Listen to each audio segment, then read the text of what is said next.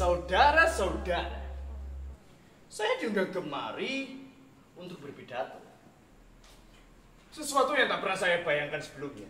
Sebab saya hanyalah orang kecil, orang desa yang sama sekali tidak mengerti tentang politik. Politik. Shh. Jangan keras-keras.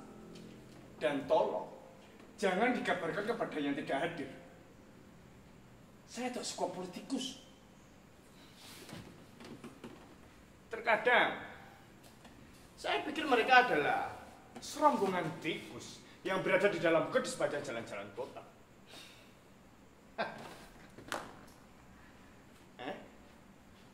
Apa?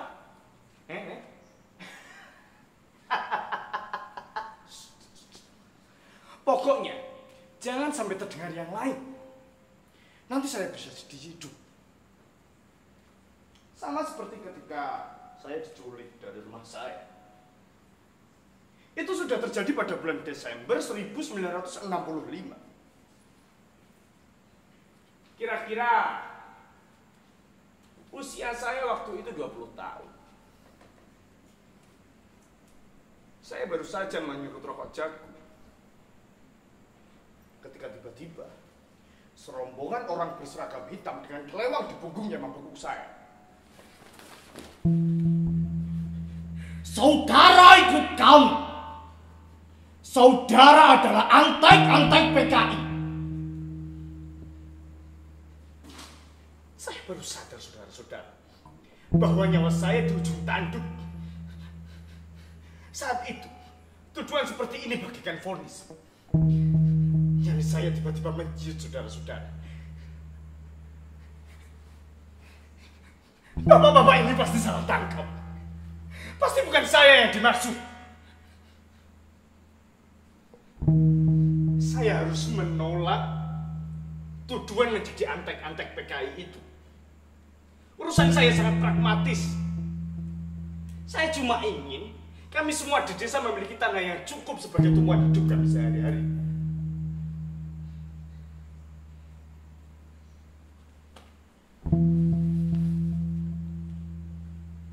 Saudara Teller, nama saudara sudah ada di dalam daftar. Nah, saya yakin pasti mereka salah tangkap. Saya tidak pernah merasa menjadi aktivis partai untuk memperjuangkan hak para petani. Yang saya tahu cuma kami tidak bisa lagi mengolah tanah seenaknya. Ayah saya hanyalah seorang buruh yang diupah untuk bekerja di atas tanah miliknya. Semua hasil panen tidak pernah lagi mengisi lumbung-lumbung rumah kami. Hanya rumput yang tersisa. Hidup ini sungguh kejam.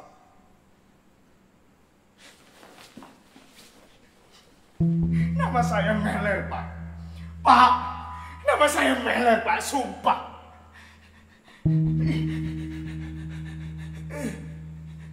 Entah Teller, entah Meller, saya tidak peduli. Yang pasti Anda sudah kami tangkap. Pantang bagi kami mengembalikan barang yang telah kami ambil. Barang? Bagaimana mungkin seorang manusia yang dilindungi aturan seperti HAM bisa disamakan dengan barang? Apakah dunia ini sudah begitu bengisnya? Bahkan sesosok tubuh yang tidak bernyawa sekalipun nilainya tidak bisa disamakan dengan barang. Saudara,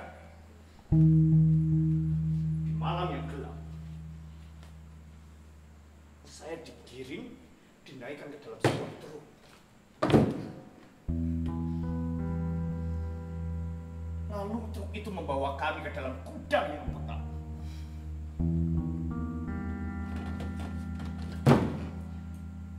Di situ saya lihat banyak orang duduk di lantai dengan tangan terikat. Mereka sebagian besar adalah para petani yang hidupnya serba kekurangan seperti saya. Dalam beberapa saat, para tentara telah berbaris di sepanjang balkon. Tuhan, disinilah masa muda saya akan berakhir. Ketika bedil sudah dikokang dan terdengar seruan tembak, akan bergema letusan berkali-kali. Timah-timah panas itu akan bersarang dalam tubuh saya. Kami semua akan roboh dan darah-darah kami akan membanjiri seluruh lantai yang mencapai lutut saudara-saudara semua.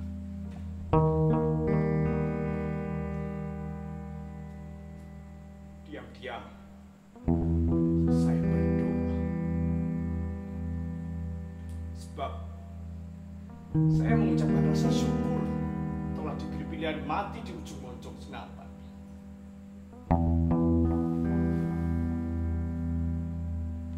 Paman saya, Juin,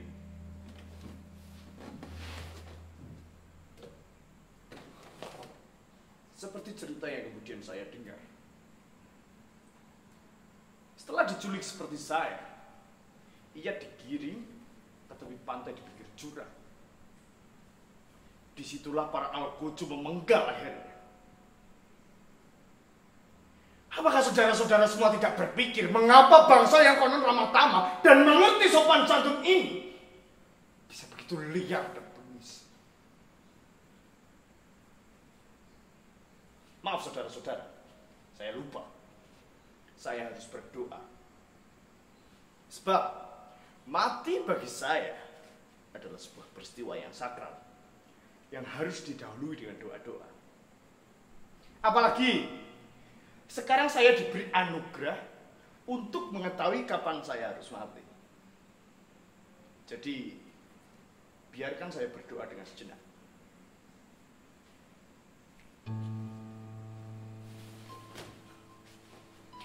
Belum sempat saya membuka mata, tiba-tiba berunturan peluru menghujani kami.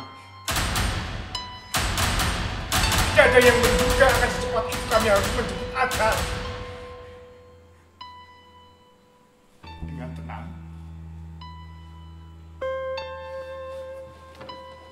saya menyelinap di balik truk. Dalam temaram cahaya dari balik truk di sudut ruangan itu, saya lihat banyak orang terkapar. Dan darah-darah mereka tumpah, entah untuk apa saya tidak paham.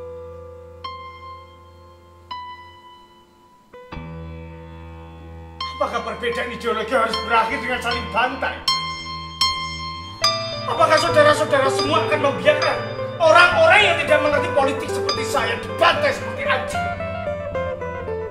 Apakah saudara-saudara yakin kelas petani seperti saya bisa mengancam kekuasaan?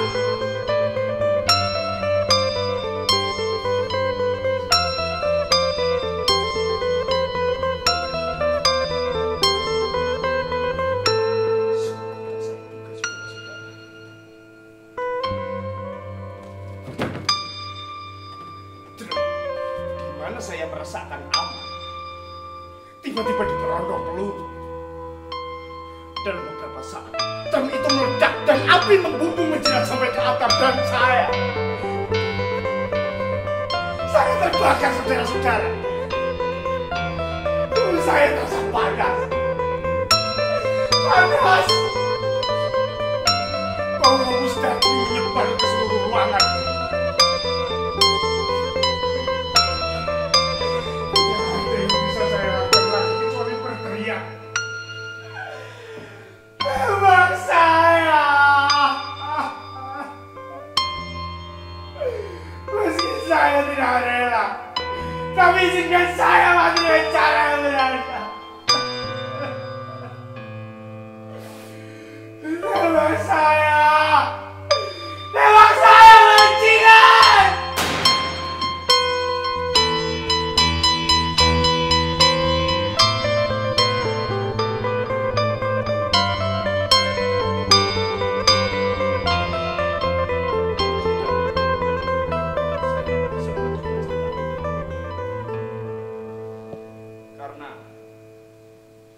saya mulai kabur dan perlahan-lahan menghilang.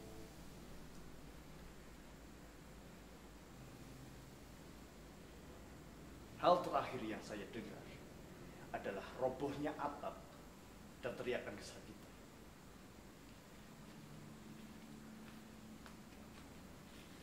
Saudara, sebenarnya saya ingin bercerita banyak kepada saudara-saudara semua. Tapi saya tidak pernah diberikan kesempatan. Sampai pada akhirnya, saya datang ke tubuh saudara saya yang satu ini. Ia tak lain adalah, ya, adik bungsu saya.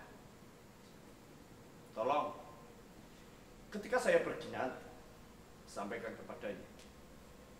Saya sangat berterima kasih atas pinjaman tubuhnya. Dan semoga ia tak mati konyol seperti saya. Sampai jumpa.